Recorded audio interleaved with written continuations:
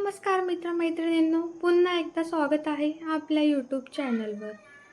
तर आज मी तुमच्यासाठी एक नवीन स्टोरी घेऊन आलेली आहे. पुण्यातील एका जुन्या कॉलनीत दोन घरं समोरासमोर होती. एका घरात अनया तिच्या आई वडिलांसोबत राहत होती, तर दुसऱ्या घरात सिद्धार्थ आपल्या आईसोबत. ही दोन्ही घरं जरी साधी सोपी असली तरी तिथे कायम हास्यांचा, गप्पांचा आणि शेजारीपणाच्या नात्यांचा सुगंध पसरलेला असायचा. अनया नुकतीच एम.ए. इंग्लिश पूर्ण करून नोकरी शोधत होती.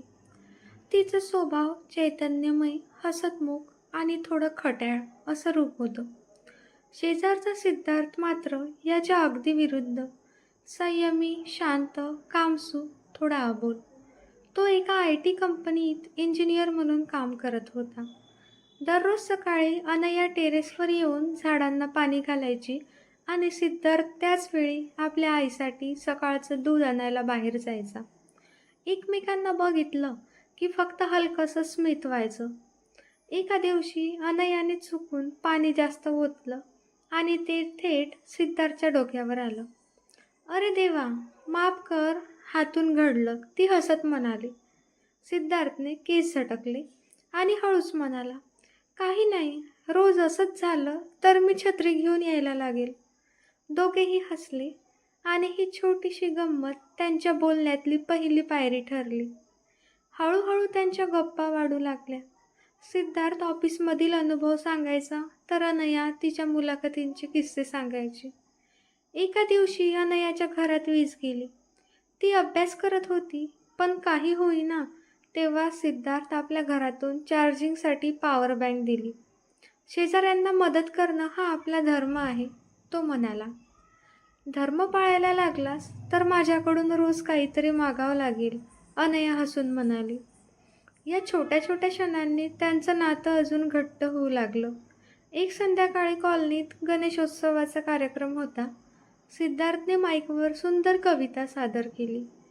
ती ऐकून अनयाच्या मनात एक वेगळीच लहर उठली.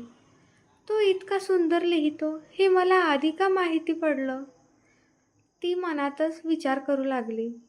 त्या रात्री दोघे टेरेसवर उभे राहून बराच वेळ बोलले. चांदण्याच्या प्रकाशात त्यांची नजर जुळली आणि शब्द न बोलताही मनातलं सगळं उमटलं. अनयाला वाटू लागलं, कदाचित हे फक्त शेजारपण नसेल, काहीतरी जास्त असेल. जशी ही जवळीक वाढत होती तशीच एक अफवा पसरली. कॉलनीतील काही जण म्हणू लागले, अनया आणि सिद्धार्थ खूप वेळ एकत्र असतात, काहीतरी आहे दोघांमध्ये. हे अनयाच्या आईच्या कानावर गेलं. तिने थोडं कठोरपणे विचारलं, "अनया, खरं सांग, तुला सिद्धार्थ आवडतो का?" लोक बोलायला लागलेत. अनया थोडी गोंधळली. तिला खरं तर आवडत होतं, पण अजून तिने स्वतःलाच कबूल केलं नव्हतं. एक दिवस सिद्धार्थ अचानक ऑफिसहून उशिरा आला. अनयाने विचारलं, "सगळं ठीक आहे ना?" तो काही बोलला नाही, फक्त डोळ्यात पाणी आलं. काही वेळाने त्याने सांगितलं की त्याची आई गेल्या काही महिन्यांपासून आजारी आहे आणि डॉक्टरांनी गंभीर आजाराचं निदान केलं आहे. अनया थक्क झाली. इतके दिवस तो सगळं मनात दाबून ठेवत होता. "सिद्धार्थ, तू एकटाच सगळं झेलतोयस, पण आता नाही. मी आहे तुझ्यासोबत," असं म्हणत तिने त्याचा हात धरला.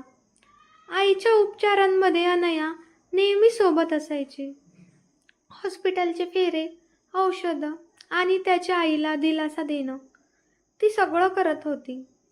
एका रात्री सिद्धार्थ म्हणाला, "अनया, खरं सांगायचं तर तू माझ्या आयुष्यातली सर्वात मोठी आधारवड आहेस. जर तू नसतीस तर मी कदाचित कोसळलो असतो. मला तू खूप आवडतेस." अनयाच्या डोळ्यात अश्रू आले. "मी पण हेच वाटतंय इतके दिवस, पण धीर होत नव्हता. आज तू बोललास तर मीही सांगते, मला पण तू खूप आवडतोस." सगळं छान चाललं होतं, पण अचानक सिद्धार्थच्या ऑफिसमधून त्याला US प्रोजेक्टसाठी 2 वर्षांची ट्रान्सफर मिळाली. आईच्या उपचारांचा खर्च भागवण्यासाठी त्याने ही संधी सोडणं शक्य नव्हतं. त्याने अनयाला सांगितलं, मला जावं लागेल आणि कदाचित 2 वर्ष खूप मोठा कालावधी आहे. माहीत नाही आपण परत असंच राहू का. अनया हळूच म्हणाली. शेजार बदलला तरी मनातील शेजारपणचं नातं बदलत नाही. तू परतशील तेव्हा मी इथेच असेन. सिद्धार्थ परदेशी गेला. कॉलनीतले लोक अजून त्यांच्या गोष्टी बोलत होते. पण अनया फक्त शांतपणे अभ्यासात आणि त्याच्या आईची काळजी घेण्यात रमली. 2 वर्षानंतर सिद्धार्थ परत आला. त्याच्या डोळ्यात तीच ओढ, तेच प्रेम होतं. त्याने समोर येत अनयाच्या हातात अंगठी घातली. हे शेजारपण आता आयुष्यभराचं नातं बनवशील का? अनयाने स्मित हास्याने उत्तर दिलं. मी आधीच होकार दिला होता. फक्त तुला समजायला उशीर झाला. मग दोघांचं लग्न झालं आणि आता ते दोघं सुखी संसार करत आहे. तर ही होती आजची स्टोरी. तुम्हाला कशी वाटली ही कमेंट बॉक्समध्ये नक्की कळवा. व्हिडिओला जास्तीत जास्त शेअर करा, लाईक करा आणि सबस्क्राईब करा.